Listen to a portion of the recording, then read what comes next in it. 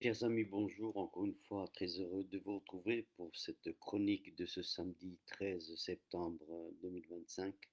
Aujourd'hui, sur les sentiers d'ailleurs, nous allons aller sur le fil de l'actualité et discuter de ce monde arabe. Oui, ce monde arabe dont six pays arabes ont été agressés par Israël en l'espace de 72 heures, mais ces pays ne semblent pas ou tout simplement sont incapables de réagir, sont incapables de répondre à ces humiliations répétées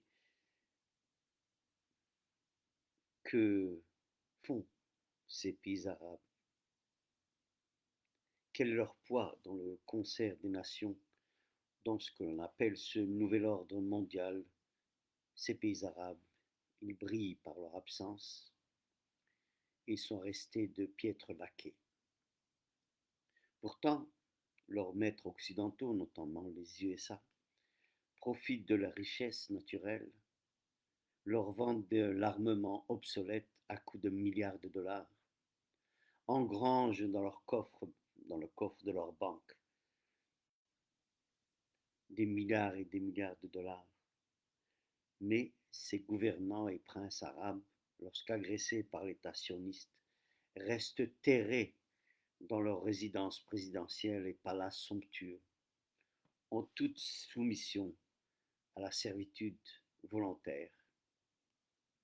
Oui, où sont donc les pays arabes face au nouvel ordre mondial? Moi, humblement, je dirais une puissance en retrait. Ils sont restés entre division interne et marginalisation stratégique. Et je vais essayer de m'en expliquer. Depuis la fin de la guerre froide et plus encore après les bouleversements du printemps arabe en 2011, dans certains pays, bien que dans d'autres pays tels que l'Algérie, ça avait commencé bien avant, ça avait commencé en 1900, je dis bien 1988. Mais ces pays arabes se positionnent comme des acteurs périphériques du système international, alors que l'Iran, la Turquie et Israël se sont vus affirmés comme des puissances régionales dotées d'une stratégie claire. Le monde arabe, lui, malgré son poids démographique,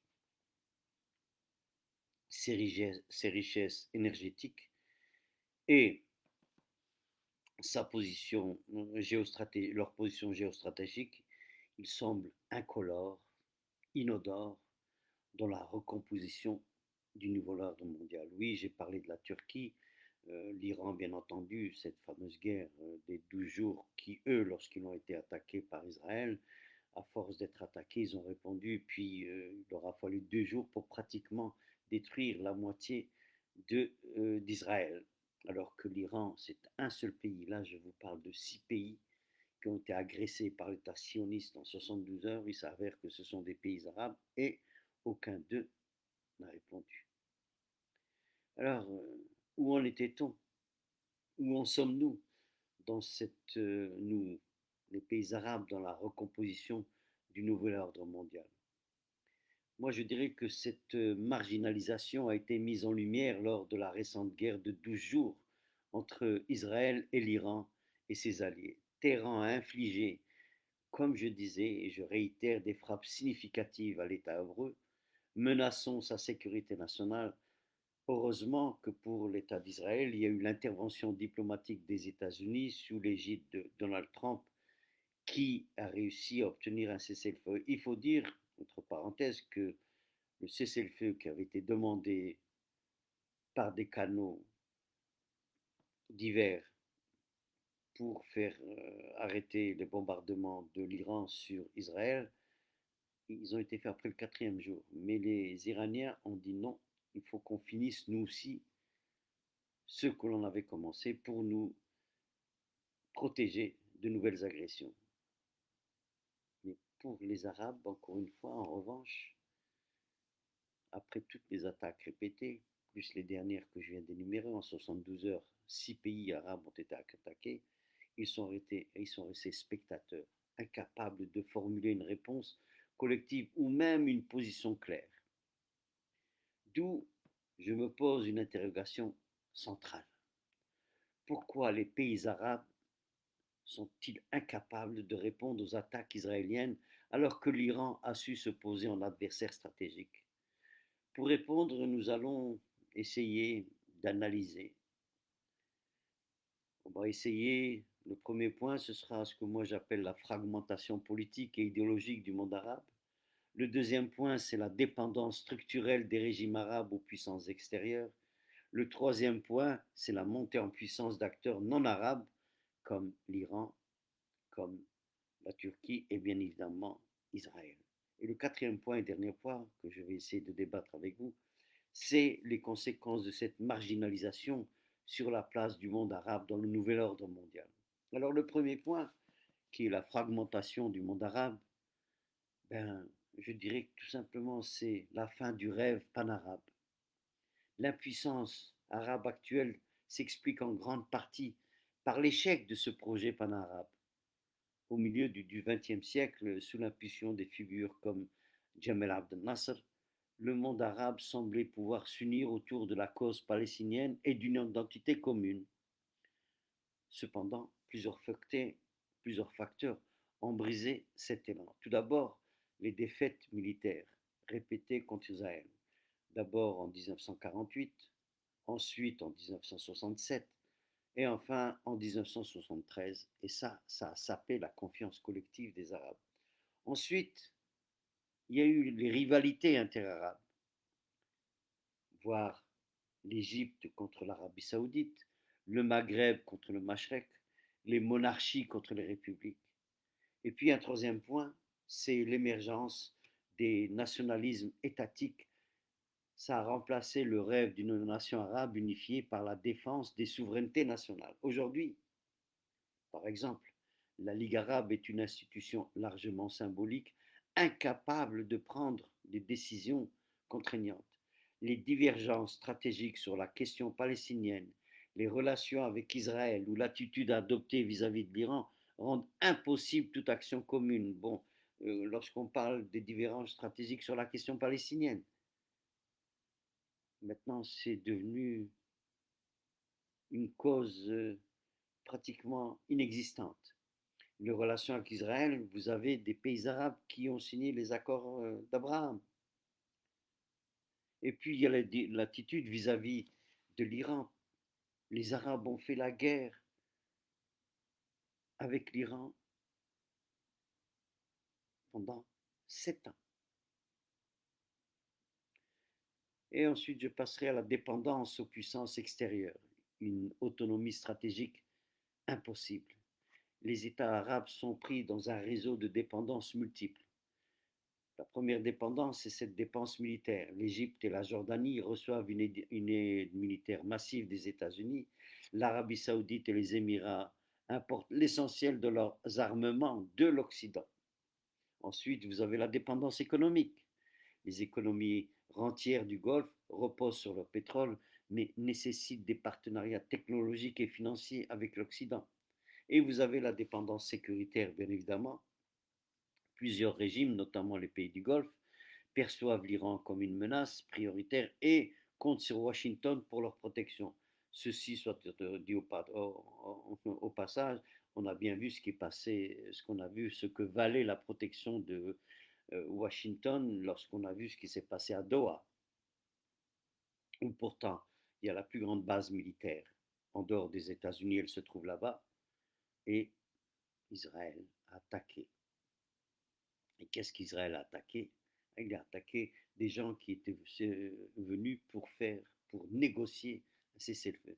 Alors quand on parle de dépenses sécuritaires de ces régimes du Golfe euh, avec Washington, je me demande si ils sont éveillés ou s'ils croient encore à je ne sais quelle fabulation de M. Trump ou des États-Unis. Leur politique extérieure a toujours été plus ou moins transparente, à savoir que le soutien à Israël passe avant tout. Alors comme je disais, je reviens à ces dépendances se traduisent par une incapacité à adopter des positions contraire aux intérêts américains. On l'a vu avec l'Arabie Saoudite, on l'a vu avec la Jordanie, l'Égypte, etc. Ils sont tellement dépendants qu'ils ne peuvent que se soumettre à la servitude de ce que demandent les États-Unis. Ah, évidemment, en plus, quand il y a le principal allié d'Israël, quand le principal allié de Washington est Israël, toute confrontation ouverte des pays arabes avec Tel Aviv, elle va être perçue comme un défi direct à la relation stratégique avec les États-Unis. Et bien évidemment,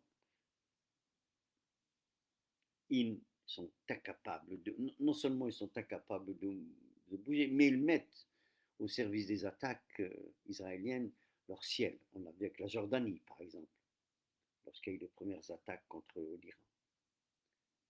L'Égypte de même. L'Égypte va même jusqu'à fermer ses frontières à ces Palestiniens qui veulent aller en Égypte, ne serait-ce que pour se faire soigner. Voilà. Et enfin, le troisième point, donc je résume un peu, le premier c'est la dépendance aux puissances extérieures. Ensuite, il y avait la fragmentation du monde arabe. Et puis le troisième point, c'est la montée en puissance des acteurs non arabes. Alors que les pays arabes se replient sur leurs problèmes internes, d'autres puissances régionales imposent leur agenda. Israël, malgré ses vulnérabilités récentes face aux missiles iraniens, ils ont été très endommagés. Plusieurs bases militaires, le Mossad a été touché, le centre névralgique, le pétrole, Haïfa a été détruit, etc. Donc Israël, malgré tout, reste une puissance dans la région, bien entendu, parce qu'elle a l'aide des États-Unis. L'Iran, alors sans disposer des ressources énergétiques colossales du Golfe, le Golfe qui a fait financer une guerre de 7 ans contre l'Iran par l'intermédiaire de leur laquais qui était l'Irak de Saddam Hussein, l'Iran a développé une stratégie asymétrique fondée sur un réseau de milices régionales, le Hezbollah au Liban, les Houthis au Yémen, les milices chiites en Irak, etc., chiites en Irak et en Syrie, etc. Cette profondeur stratégique, ça lui permet d'exercer une pression constante sur Israël. Et Israël est même tombé dans le piège en disant, puisque c'est l'Iran qui les finance, on va aller l'attaquer, on sait ce qui s'est passé. Je ne vais pas revenir là-dessus. Et le troisième pays de la région, évidemment, c'est la Turquie, sous Recep Tayyip Erdogan. Ankara s'affirme comme une puissance néo-ottomane. Lui, il veut faire revivre, si vous voulez, l'Empire ottoman. Et il mêle diplomatie et intervention militaire. On a vu ces interventions militaires en Syrie, en Libye. Et puis il y a le soft power religieux, bien évidemment. Il utilise ses frères, entre guillemets, musulmans, pour aller les défendre, etc. Alors voilà, là il y a un paradoxe qui est frappant. Les véritables acteurs de la sécurité régionale sont tous, sauf arabes, sont tous là sauf arabes. La Turquie, l'Iran, Israël. Tandis que les États arabes, eux, pourtant qui sont au cœur géographique de la région, ils sont marginalisés ou ils se sont marginalisés eux-mêmes. Bon, je vais revenir un petit peu sur la guerre des 12 jours. Bon, ça a été un révélateur, bien entendu, des équilibres régionaux. La guerre des 12 jours illustre parfaitement ces déséquilibres. Et je m'en explique. L'Iran a démontré sa capacité à frapper Israël, menaçant directement son système de défense aérienne et ses infrastructures stratégiques. Israël a résisté avec difficulté et heureusement que les États-Unis sont venus pour l'aider à obtenir ce cessez-le-feu parce qu'ils allaient être détruits. Donc on voit qu'Israël a résisté, mais sans l'aide américaine, Israël ne pourrait pas être ce pays que maintenant on sait qu'il est vulnérable. Et les pays arabes, eux, sont restés passifs pendant cette guerre des 12 jours. Ils se sont limités à des déclarations, à ce qu'on appelle en anglais des lip service diplomatiques, sans action militaire ni diplomatie concertée. Le seul pays arabe, mais qui ne se trouve pas dans la région, c'est l'Algérie. Et on a vu le travail que l'ambassadeur algérien a fait au Conseil de sécurité en tant que présidente à les pays qui ne font pas partie, qui n'ont pas les 5 adeptes qui ont le veto. Mais toujours est-il que l'Algérie s'est vraiment démené pour essayer d'avoir une voix, ne serait-ce que pour défendre ces Palestiniens. Il a donné des voix à ceux qui n'en avaient pas, c'est-à-dire à ces Palestiniens. Bon, et bien sûr, il y a eu l'intervention de Donald Trump pour imposer un cessez-le-feu, comme je disais, pendant cette guerre des 12 jours. L'intervention de Donald Trump, il a imposé un cessez-le-feu parce qu'il a vu une réalité. Il a vu que le sort de la région, bien entendu, se jouait maintenant à Washington pour protéger Tel Aviv, mais aussi il se jouait à Téhéran, mais il ne se joue pas au Caire, ni à Riyad, ni à Hamas. C'est-à-dire qu'il se joue là-bas sans les Arabes. Et maintenant, quand on parle des conséquences pour le nouvel ordre mondial, oui, dans le contexte actuel, le monde arabe ne participe pas activement à la recomposition de l'ordre international. Plusieurs conséquences en découlent. Un, la marginalisation politique. Les grandes conférences internationales sur la sécurité régionale se tiennent sans réelle voix arabe forte. La dépendance stratégique, l'équilibre régional est défini par les triangles États-Unis, aujourd'hui par le triangle États-Unis, Israël, Iran, auquel s'ajoute la Turquie. Il y a l'érosion de la cause palestinienne, oui. Autrefois, la cause palestinienne, comme je le disais en début de mon intervention, c'était un ciment dans le monde arabe. Aujourd'hui, désormais, c'est relégué à l'arrière-plan par la plupart des régimes, sauf un qu'il faut encore une fois reconnaître, l'Algérie. Puis, il y a un point, c'est le risque d'implosion interne. La jeunesse arabe, la plupart des pays arabes ont une population à majorité très jeune. Leur démographie, je crois que de l'ensemble des pays arabes, ça a aussi entre 50 et 60% de jeunes de moins de 40 ans. Mais ces jeunes sont confrontés à la stagnation économique et à l'autoritarisme politique, vous m'avez bien entendu. La plupart des pays arabes ont des gouvernants qui sont illégitimes.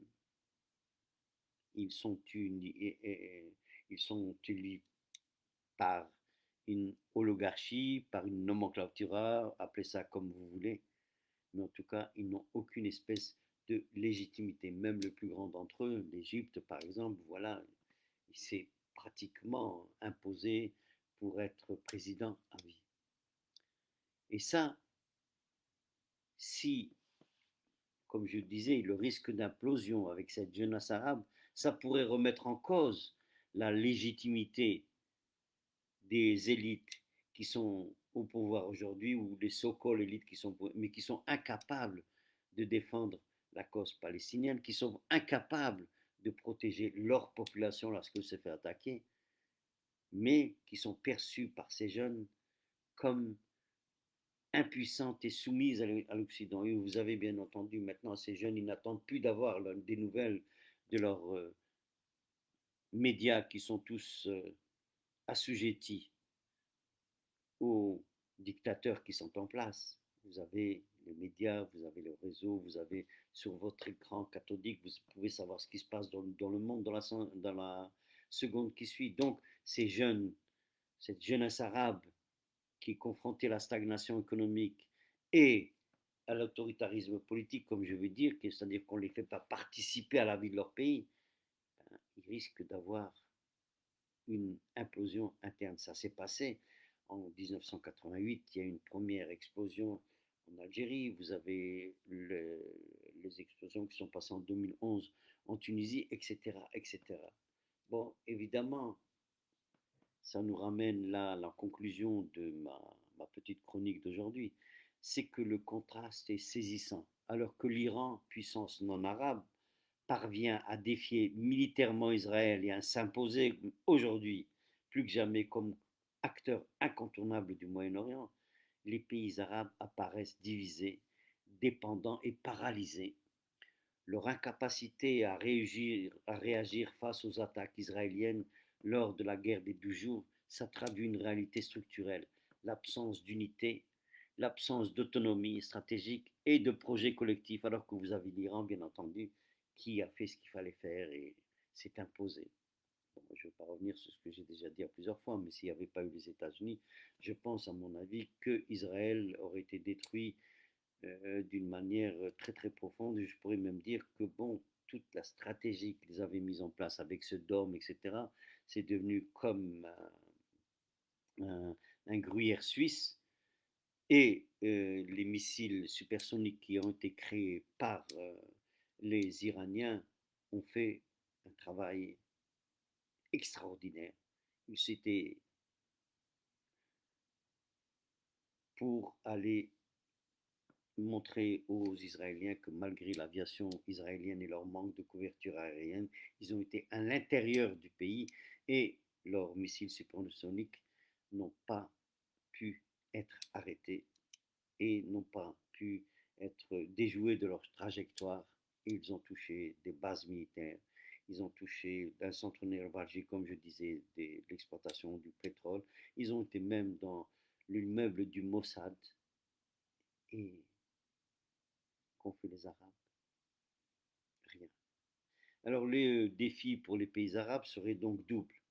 D'abord, c'est de retrouver une unité minimale, je dis bien une unité minimale autour d'intérêts communs et d'acquérir une autonomie stratégique qui leur permettrait de peser dans les grandes négociations internationales. À défaut, je répète et je conclurai sur ça malheureusement parce que moi-même je suis d'origine algérienne et fier d'être arabe, à défaut, ils resteront incolores et inodores, condamnés à être marginalisés, condamnés à être à la marginalité dans un système international où d'autres écrivent l'histoire à leur place. Encore une fois, merci de m'avoir écouté et je vous retrouverai pour une prochaine chronique très prochainement.